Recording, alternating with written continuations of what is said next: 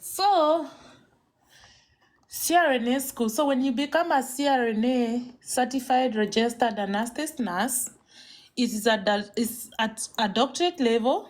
So you don't need a master's to go to CRNA school. So when you do your BSN, you just need a few other requirements to go to CRNA school. Because when you go to CRNA school, it's not a doctorate. You come out as a doctor. So I hope you're tumeelewana. So it's a most or all of the colleges, it's a 3 years full-time program. Full-time. So full-time means you don't get to work. Actually, 90% of colleges will ask you to sign a do not work agreement, meaning you should not work. And if you work, they will drop you from school. How do they know that you're working? They do a background check every year to see that you worked. And in the US, there's a way they know that you worked because you'll be paid and stuff like that. So they don't want you to work. So these programs are divided into two. Kuna front loaded and kuna mixed. So front loaded, like the 1.5 years out of the 3 can be online. Theory. Yani inamaanisha unafanya theory, alafu the other half unafanya practicals. Na kuna yenye iko mixed. Yenye iko mixed inamaanisha from the first day of school you go to class, the next week unaenda theory. I mean unaenda practical. Unaenda class, unaenda practical. So iko mixed. Iko mixed. I hope tunaelewana. So wewe ndio utachagua program. So if you go to a front-loaded program, that means you'll be doing theory from home for like 1.5 years online. And then when you go to school, it will be practical back and back.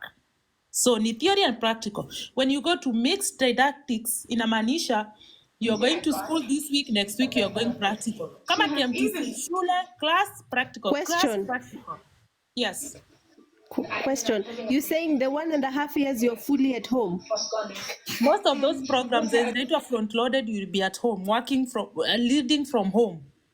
You don't need to go to school because you're just doing theory and you do it online. Okay. Yeah, so inategemea na what you need. Like for me, by the time I'll be going to school, I'll be having small kids. So I would like to have like a front-loaded program so that I can continue breastfeeding and taking care of my kids. And then wakati naingia sasa shule for the 1.5, it's fully theory, it's fully practical. So for me, that will work for me. But then CRNA program is very, very competitive, extremely competitive. Sometimes you don't get to choose. You go with who accepts you because it's very, very competitive. So those are the two types of programs. Okay. Most of the time, Kurudisha nyuma kidogo. Yeah. Umesema ni masters it's a at doctorate master's program. level. It's a doctorate program. Okay. That means you only need to have your BSN and go into it. If you have a master's before going into it, it doesn't really make sense. They don't need a master's. Kemi, Wow. I have a question. I assume the tuition fee and stuff might be ni expert. Sindio? Yeah, I'll talk about that. Okay. Okay. Endelea basi. Okay, so there are 2 options or 3 options on how you pay your school fees. Student loans is the most obvious one. The second one is you save up. The third one is you get into a teaching hospital or a hospital yenye iko ready kukulipia fees and then you come and work for them. Most of those agreements is like 2 years or 3 years. So like Mayo Clinic in Minnesota has a program where they will pay your school fees and then you come and work for them for 3 years. Let me talk advantages and disadvantages of those 3 whatever nimesema. So if you save up, it depends with where you're going. Let me use Houston, Texas. Houston, Texas, there are 2 programs, CRNA programs. There's the University of Texas and then there's Baylor, St. Luke's Baylor University. Those 2 programs are very expensive. It's like $150K for the 3 years. So, Apple, if you're working to save, it will take you a few months or even years to save that amount of money to pay off. But then, it will save you a lot of it will save you a lot of money. It will take you a lot of money to pay off, but you can take student loans. So ukichukua hizo student loans, at the end of the 3 years you start paying your student loans. But if you become a CRNA in the state of Texas, you are likely to earn above 250 280. So in a year utakuwa umelipa hizo student loan ukitaka zote. That is the good thing with becoming a CRNA.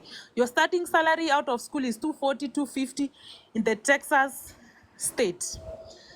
Aya, ukiingiana na hii University of Texas inakuanga na program that inaweza kukulipia, but in the end utakuwa na work kwa UTMB ama utakuwa na work kwa Baylor College, utakuwa na work kwa St. Luke's for 3 years.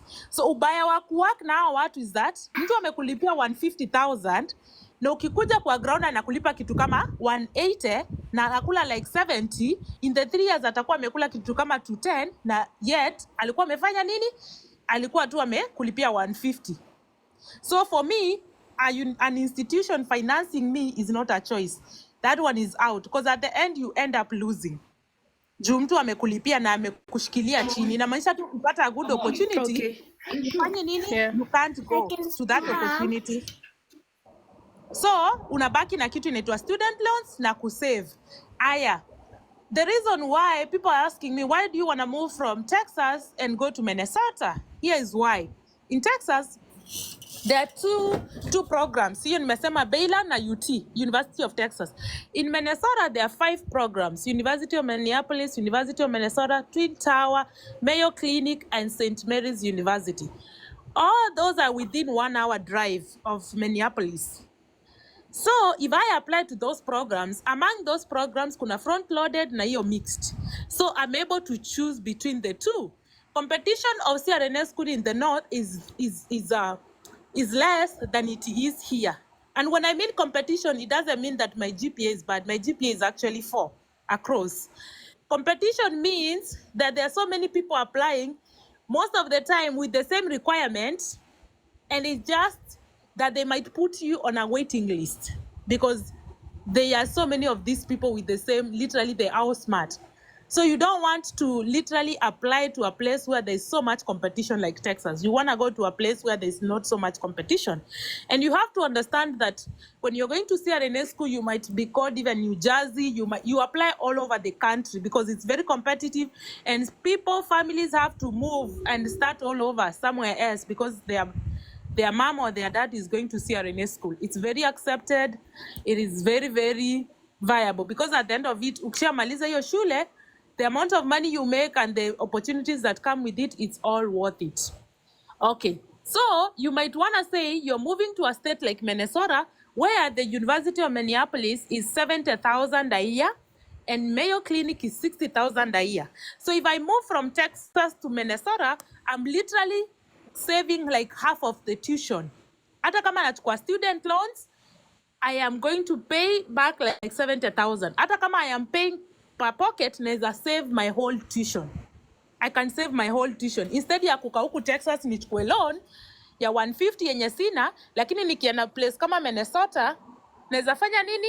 Naweza hata pay cash. Naweza kuwa hata na 60,000 na nilipe cash na hiyo story ishe. Lakini hata kama nitachukua loan, I am paying back like pesa kidogo sana, 60,000 at the end of the day for the 3 years. So when you're choosing CRNA school, you have to look at those ninis. And when you're in this CRNA support group, you realize that people are moving across the country just to go to CRNA school, nothing else, because it's very, very competitive. And it really depends with what you want. And that is the reason why I'm moving to Minnesota. But after CRNA school, I might not stay in Minnesota, I might move to California because I'll be paid more than enough to afford California life and make enough. So it really depends with what you want. That is, hiyo ni mambo ya school fees. Aya, any questions before I can move to the requirements? Today, no, keep talking. You are the best MP3 player I have so far. Kai, na watu wenye wako kwa comments wanacheka. Sasa mnacheka nini? Hey. Okay. Oh. No, Okay. uko na good stories. Whoever wants to listen will take. Whoever doesn't, they can suit themselves, you know. Okay. Whoever has to learn something will learn. Okay, so CRNA school requirements. Part 1, academic requirements. Anybody? Tap. 30 seconds of tapping the screen. Ndio hii live yetu isiangushe tafadhali. O tuna hang.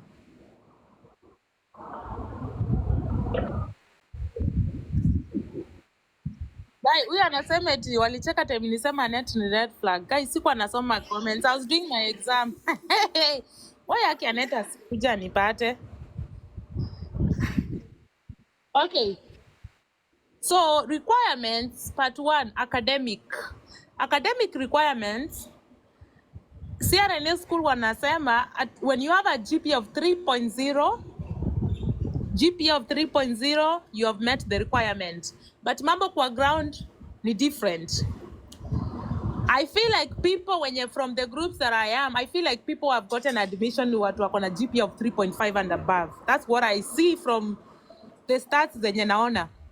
That's what I see, 3.5. But if you have 3, they say that's okay. Aya, you must have your BSN. You must have your science undergraduate courses. What do I mean? Watu kama sisi wenye tulitoka Kenya, hatukufanya kitu kama organic chemistry, hatukufanya biochemistry, hatukufanya advanced pharmacology, advanced pathophysiology, advanced vitu kama communication. So they want at least you to have undergraduate science courses. Aya, tuseme ulikuwa maybe KMTC ukapata anatomy and physiology ukapata maybe a C or a B.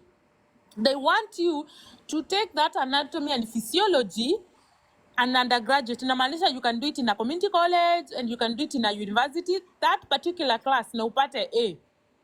So all your sciences, for better part, they want them to be an A. That is organic chemistry, pharmacology, pathophysiology, biochemistry, and one science that you may want to do really. But those 4, they must be an A. So kuna watu waliangukanga hizo subjects in their BSN. Yes. Thank you. What, my anesthesia schooling in Kenya can count? No, it doesn't.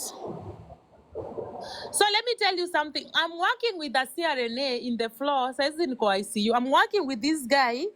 He's so smart. So when I started talking to him, he's from Cuba. He was a CRNA. He was a CRNA in Cuba. But when he moved to the US and wanted to go to CRNA school, walimkataza, walimwambia nope, he has to start from 0.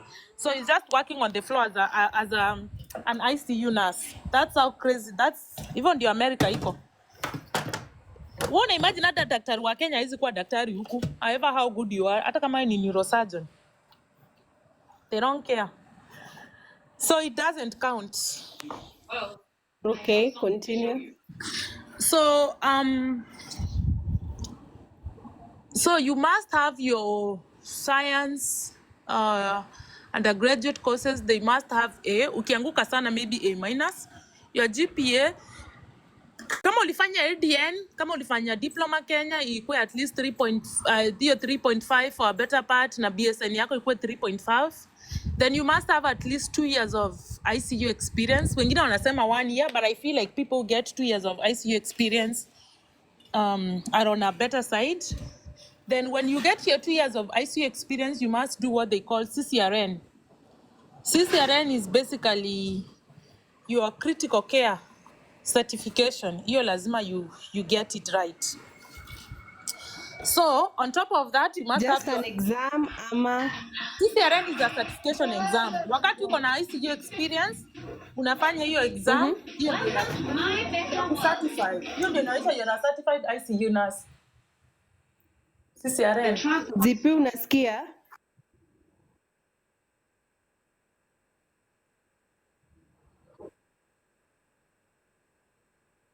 Yeah, so you have to work at least 70 hours. That's basically 1 year. Then you get upate your certification. So hiyo nayo hakuna kunini, hakuna kubagain. That's a requirement. Hizo vitu zenye nimesema, those are needed. There is no a second way. Aya. Let's move to the part 2 of the requirements. So part 2 is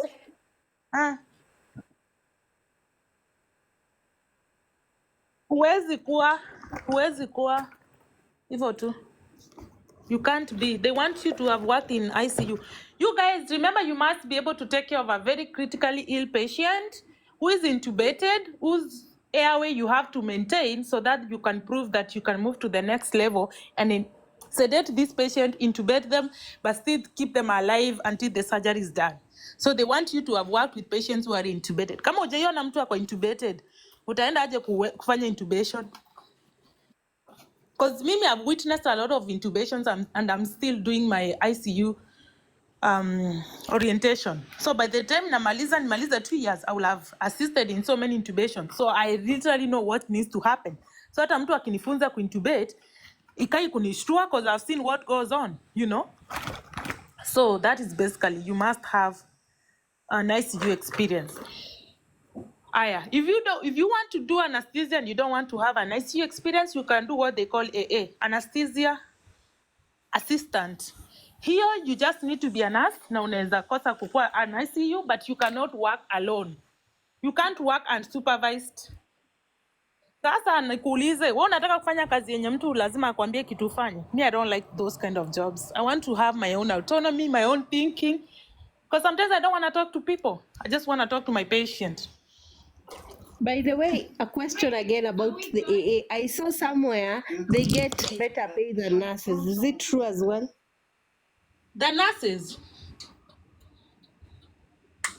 The nurses, Niliona, I think in YouTube, the nurses, just an RN. Oh yeah, they get better. Oh, because they can administer anesthesia. Yes, they get better paid than nurses. That's for sure. But they don't get better paid than CRNAs. The nurses, that's for sure. Yeah, that's true. Most of the time they work, ni kama ma-NP venye ma-NP wanawakingi na daktari. CNP anapatanga better pay than just a normal nurse. Yeah, they work close to anesthetists wenye ni MDs. But then they don't work unguided. They must be guided. Yeah. Aya, so you must have your experience. So part 2 of the requirements are things that nobody's gonna tell you to get them, but they are required. They make you a competitive applicant. Number 1, I recommend, or it's recommended, that you have like a preceptorship experience, a charge nurse experience, volunteer experience, and shadow experience. Wacha nianze na preceptor. So preceptor is basically teaching someone what you need, what you already know. So if you have a preceptorship experience, it looks good on you. It simply shows that you can teach someone else, because the CRNA society or community is a mentorship community. They want to see if you can be an asset even after finishing school and getting employed. Can you mentor someone? Do you have that patience, that love for the new upcoming CRNAs? Can you mentor basically? So if you are precepted, that's a good thing on your resume. They want to see that. Another thing they want to see, have you charged? Have you been a charge nurse?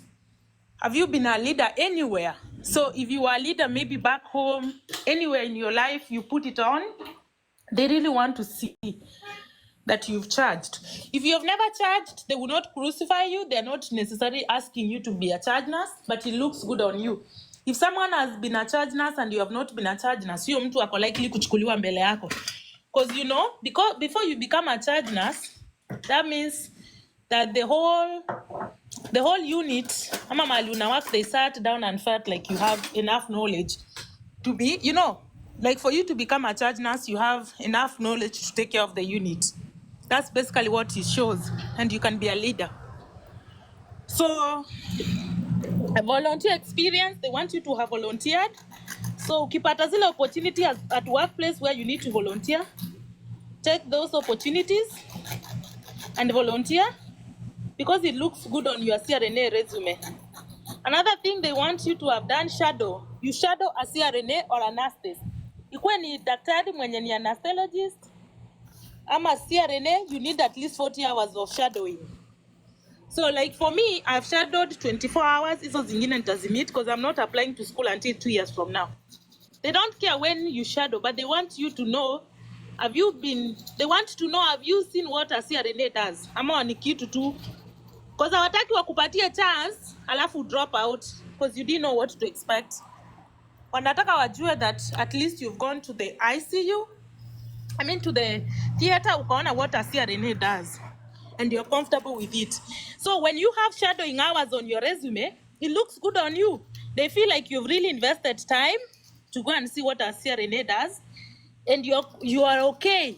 For you to apply, it means you're okay with becoming what they're already doing. So at least 40 hours.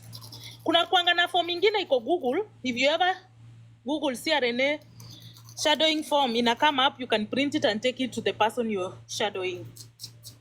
Aya.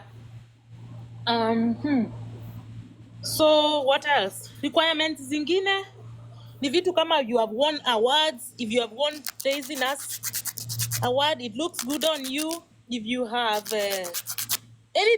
any award that iko nursing related that you've won, it really looks good on you. You must put that down. So when you have all the requirements, then you can start applying to schools depending on fees yao, how long the program. The program zote zinakuanga of course 3 years really. But it really depends with if it's a front-loaded ama ni hiyo mixed. So you can now start applying to those schools. So every CRNA school inakuanga na interview. So you have to start preparing your interviews, get your recommendation letters from your managers, from the doctors you've worked with, directors. They need recommendation letters to show that these people wanakujua and they know your work iko sawa. So once you have the recommendation letters, you can start applying and then prepare for an interview. Yeah. So the CRNA journey is not like kitu unaamka leo una apply. It's a long journey. It's something that you need to have like someone on the side to support you, someone like to check on you, because sometimes yani iko na requirements mingi mpaka unaweza fika upoteze tu your hope. And the fact that it's a full-time 3-year full-time program inafanyanga watu wengi. Mtu anasema by the way mimi kitu inaniboni eti sita work. But I'm looking at myself is like if I work one year I will make like 80,000 without my overtime, 70,000-80,000. But if I don't work for 3 years I will have lost 200,000. But if I become a CRNA in the course of those three years, when I come out I will earn more than I've lost in 3 years. You need a very strong support system. I've seen single mothers go to CRNA school. So many support groups. Za wazungu, najua wazungu hawa fichanangi, they say it as it is. I've seen most of them go to CRNA school and they have succeeded. You need a very strong support group. It's something that if you're married, you need to let your partner know what it entails. They have to take care of all the bills. And before you go to the program, wewe mwenyewe hata unaweza chapa ma overtime, usave. Kitu kama school fees means siambiangi eti mtu eti save alipe school fees. Go to a cheaper school na uchukue student loan. And per year, by the way, in CRNA school per year you are allowed to borrow up to 30,000 for your upkeep, personal upkeeps. Naweza ambia mtu instead ya kwenda kuboro, fanya tu overtime zako kwa na kapesa kako like 50,000 before you go to CRNA school. Ndio hata partner wako akiwa msick, at least mko na tu pesa kwenye tuko kwa upkeep. You know? But I won't siwezi ambia mtu eti work alipe fees. Kwa nini work na ulipe fees na kuna student loans? Kama madaktari wanachukuanga student loans up to 400k per year. Up to 400k for the program. Wewe mbona uchukue student la 60,000? Hiyo pesa. You mean unaweza lipa the entire fee from a loan? Madaktari wanalipiwango kama 450k for the whole entire program. Yeah, programs are my doctors ziko very expensive. My residents na nini. Doctors borrow up to 400k. Yeah, you can be unalipiwa. Hata ukitaka kuboro, you can borrow up to 30,000 for your upkeep as a CRNA per year. So kama ukijazanga student loan, upkeep yako unaweza sema shule ikupatie 30,000. But sasa si unajua utakuja kurudisha. So if year 1 you take 30,000, year 2 30,000, year 3 30,000 for your upkeep. Hiyo ni 90k. plus ile 60,000 ama 70,000 school fees, hiyo ni kitu kama umeenda 160. So mimi kitu yenye naweza ambia mtu, don't save for the school fees, ndio usichukue upkeep. Sasa kama unajua kama mimi I will start applying in 2 years, hopefully I get in the first time, nisiwekwe kwa wait list. So what I'm doing is from nikimaliza project yenye niko nayo, from next year I'm not doing project for anybody. I am working, hizo pesa zenye na work, extra shift, everything, I'm working and putting them in my savings. Hata naweza kwa money market ziendelee kuzaana huko, but they're like within reach. So in case my partner is sick, they're not able to go to work, we have something to keep us afloat. I don't have to drop out of the program because my partner is sick or they are not able to work. In case we have an emergency, I have some money standby. And then I'm able to support my family without necessarily putting my partner in a lot of my car is paid off. That's one of the preparations I've made to go to CRNA school. My car is paid off, so my partner doesn't have to pay off my car, and I'm not changing my car until after CRNA school. After CRNA school, I can buy my dream car. I will earn enough to buy my dream car. But the preparations I've made is to save for my own upkeep and for my maternal family upkeep. If I need to send something to my parents or to my whatever, I don't want that to be my partner's burden. And then I've paid off my car. And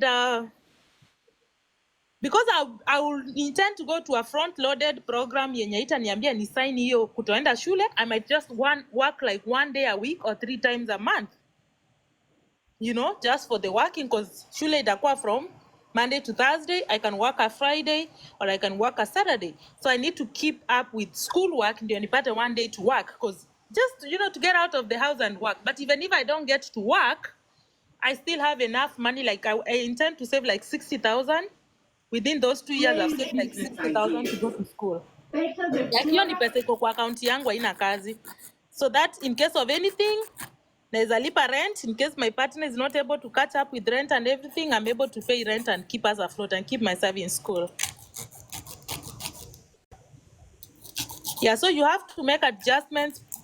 Na raha utapunguza, hakuna ku upgrade gari, kuna vitu mingi you will have to put aside.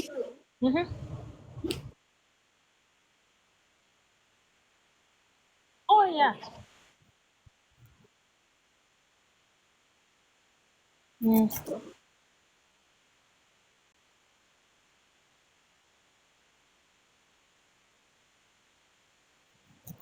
From being an astrology assistant, assistant, I feel like ni kama kusema, I think once you've gone to the AA side, you're already able to administer anesthesia. There is no bridge between you from becoming an AA and going to a CRNA, because most of the AA people are either physician assistants or they are nurses who didn't go to the ICU. So you have already chosen your path. AA itself is a career on its own. Ni kama kusema daktari anaweza vuka akuwe nurse. No, we are different. We are literally on a different nini.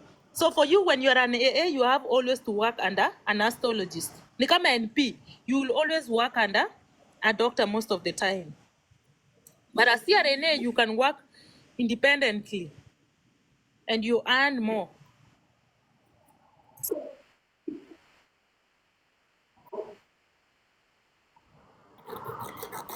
Yeah.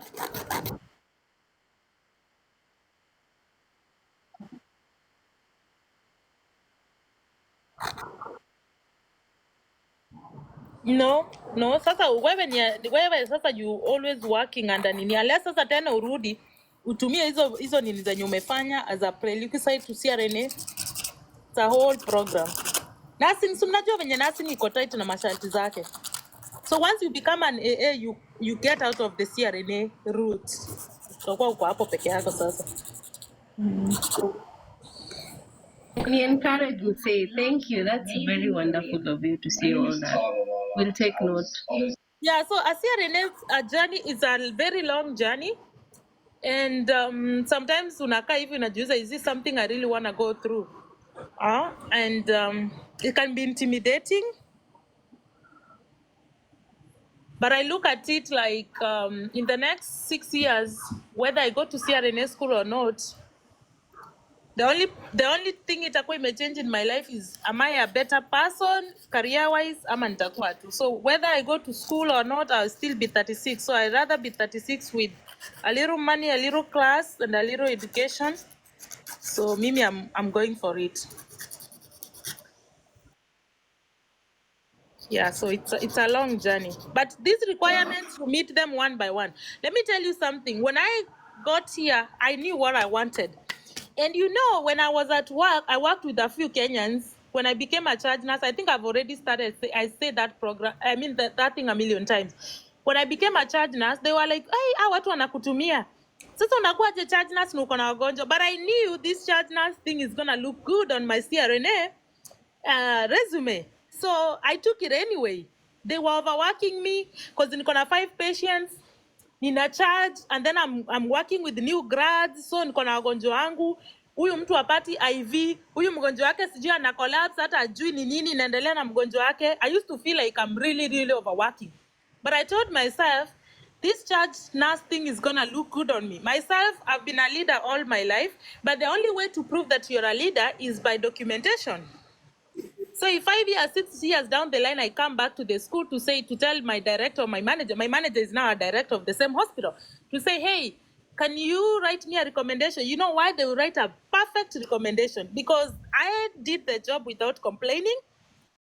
There's no day shift haikukuwa taken care of.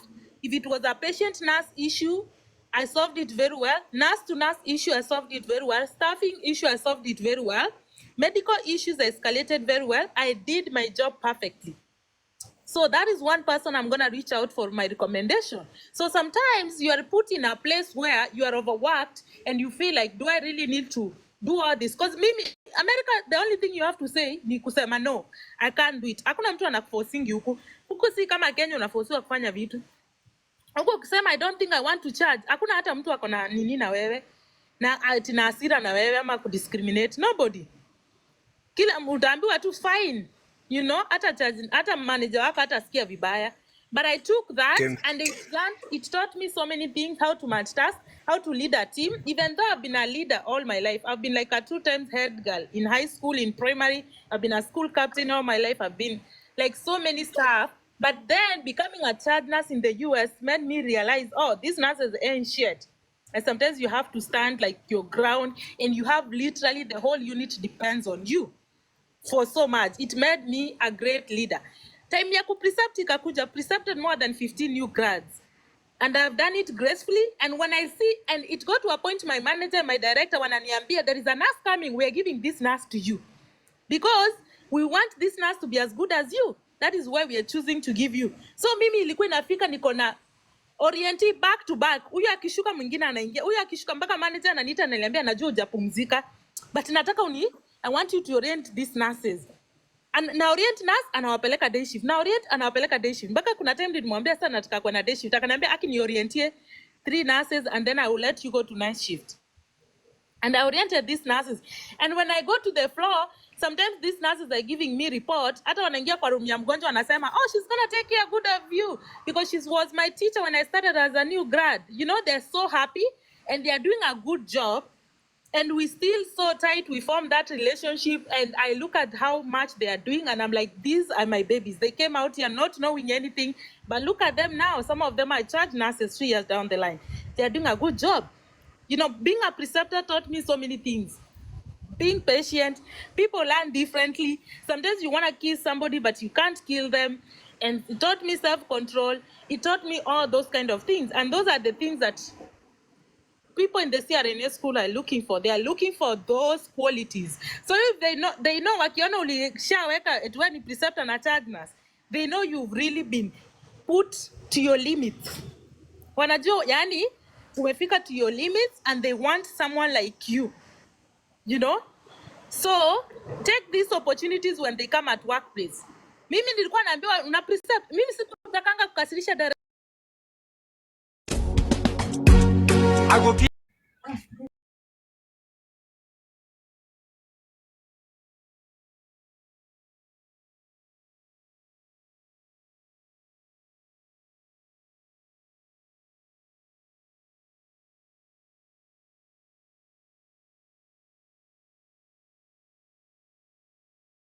all at the same time, and I did it gracefully. So mkipata tu opportunities, job yenu kama kuna volunteer opportunities, volunteer, fanya nini, fanya uto tu vitu, they add up to who you are literally to the CRNA program. They add up to the requirements. Thanks, me. Thank you. You're such a kind-hearted person to be able to say all that without like kuogopa ama kusema like somebody else will take it. It takes courage and it takes a few. We've learned a lot and I truly appreciate you coming in here na kutuambia hizi vitu zote, you know. Hata nikiingia kwa program tawaambia sasa nimeingia. Hii ndio mateso na face huko wase. I will tell you because it's a journey that mimi I've been that person na seek information from somebody najua. Na huyo mtu anakupimia information kama mkojo ya panya. Na there is nothing you can do. Najua uwezi enda kuua mtu mwambie I know you know this, tell me. Uwezi, kile mtu atakwambia. Some people will give you information yenye hizi kukusaidia. Yenye anajua hata by the time una nini umechanganyikiwa. You can't do anything with the information. You know, and that is like in the US, oh my God, they are projecting like they need like 30,000 CRNAs by the end of 2030. Wanatoka wapi? People are so scared of the CRNA journey. People feel like it's tough because the requirements are too many. But I've told you within 2 years, I've met like 40% of the requirements. I think nikiingia kwa hii live nilikuwa naambia niko na exam. I was doing my biochemistry exam. I have one more prerequisite to go. Nimalize all my 5 prerequisites, nimezimaliza. And then saizi ninaendelea na my ICU orientation. By the end of next year nitakuwa nimefanya 1 year. Hiyo 1 year nitafanya CCRN. Nini tena itakuwa imebaki? Hakuna kitu kingine itakuwa imebaki. I will be ready to start applying to schools. Hata ninaweza apply na nipate admission na nifanye nini? Ni postpone because of maybe probably having kids and all that kind of stuff. So hii journey ni mrefu. Sometimes unaambia mtu anakuambia hiyo kitu sioni kama utaweza, but requirements unazitafuta polepole tu. Alafu work hard. Kama mimi I'm a 2 times nurse Daisy ward winner, niko na tuwili kwa nyumba and tens and tens of patients cards nominated twice and won twice. Sijui kama ni winning ama ni nini. So those things look good on you. Ukienda job chapa kazi. Kipata hizi awards zinakuongezea nini? All of us are great nurses, but again, then when you get these awards kama Daisy nurse, it just looks good on you overall. Kipata opportunity ya kuvolunteer and volunteer, it looks good on you. So when they look at your resume in the long term, wanaona you are really this nurse who has really worked hard. Na hakuna mtu hawezi kupatia opportunity. So as much as it's a lot of competition, me I don't care. Because siku yenye nitaweka resume yangu kwa meza, then hakuna mtu atakuwa na choice. Tanipea tu hiyo chance.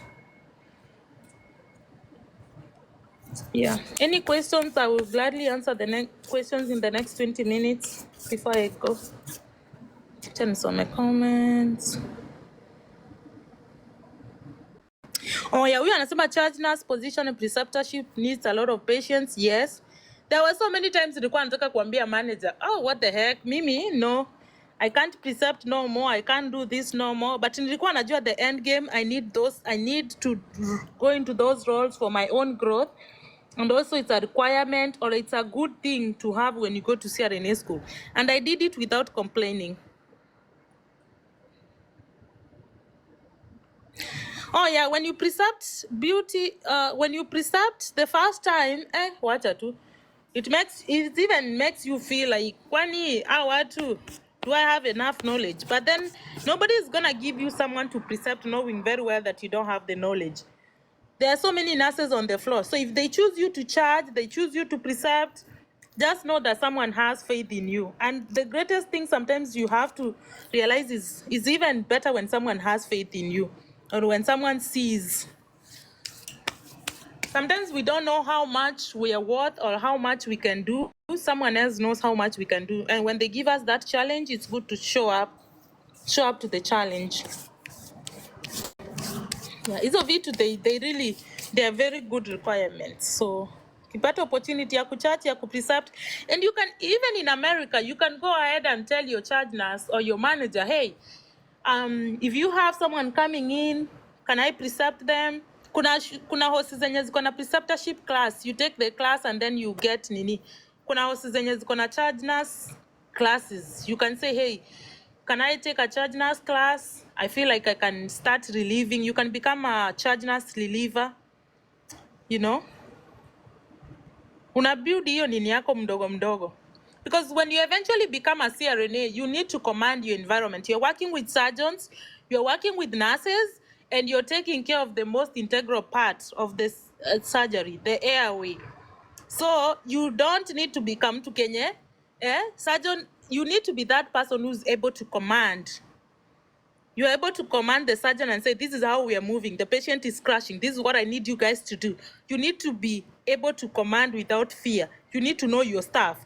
And when you're becoming a charge nurse is one of the person in the unit who knows their staff, who knows their resources and all that. So just by you becoming a charge nurse is one way that you tell the CRNA school that where I worked, they believed in me. They felt like I was resourceful. They felt like I was knowledgeable. And so if you give me this opportunity to go to CRNA and become a CRNA, I'm able to command and take care of things as they unfold in the OR. So take that opportunity. Kama ushaipata hizi award kama Daisy nini, make sure you're keeping up and you're mentioning them in your resume. But by the time I go to school and get accepted and everything, I'll be able to share how I write my statement, I write my personal statement, how I do those things, so that if anyone is following suit, I can be able to help. And then when you're going to CRNA school, there are so many resources you need to have. I feel like Facebook groups is one of the greatest resources. I mean, so many Wazungu groups. Wazungus, they don't really hide information from each other. Most of the things I know are the things that I've asked. I post there anonymously so that my village witches don't see me. But I really get to ask questions. I get to, reply anonymously. And I get to, there's no stupid question ikifikanga kwa Wazungu. They will answer every question. They will tell you which universities are good, any question you have, they will tell you, depending on the state. Kama unataka kujua university flani, kama unataka kujua stats, kama unataka kujua interview ilikuwa aje. There are people who are literally helping each other prepare for interview. Juu kuna watu unapata, mtu amepata kama 4 invitations to attend an interview, but hajapata admission. So inamaanisha huyo mtu, their nini iko sawa. What is it? Their stats. Yani GP yake iko sawa, kila kitu iko sawa. Shida ni interview. There are people who help you get confident in the interview, help you answer questions, help you prepare for the interview. So that you can hack the interview and get an admission. So there are all types of groups that will help you.